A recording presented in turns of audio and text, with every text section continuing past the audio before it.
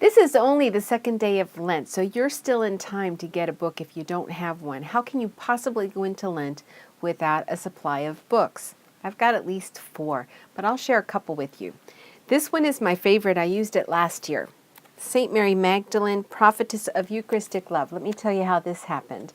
I bought the book because Mary Magdalene is my favorite saint. I put her in the pew, and then I said to myself at the beginning of Lent, I should have like a Lenten companion, a saint that can like journey with me through Lent.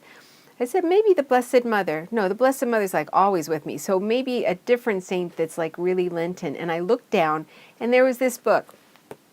Okay, the reason she's the perfect saint companion for Lent is that she had a major conversion of life. Jesus freed her from 7 demons. She became a disciple and follower of Christ. She was companion to the Blessed Mother. She followed Jesus on the way of the cross. She stood on Calvary. She was there at the empty tomb.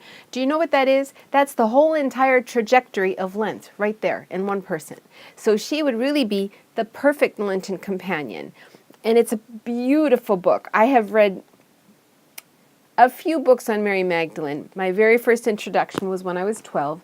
I wouldn't recommend reading it. It's a little schmaltzy, but back then it was perfect for a 13-year-old. It was called The Scarlet Lily, but it was my introduction to Mary Magdalene, and we became friends from that point on. Ever after that, though, there's no really good books on St. Mary Magdalene until this one arrived. The priest that wrote this book, he was the rector, or at least one of the priests, over at her basilica in Marseille, St. Maximin. And he would tell the English-speaking pilgrims all about St. Mary Magdalene. And they wanted a book, naturally, to take with them.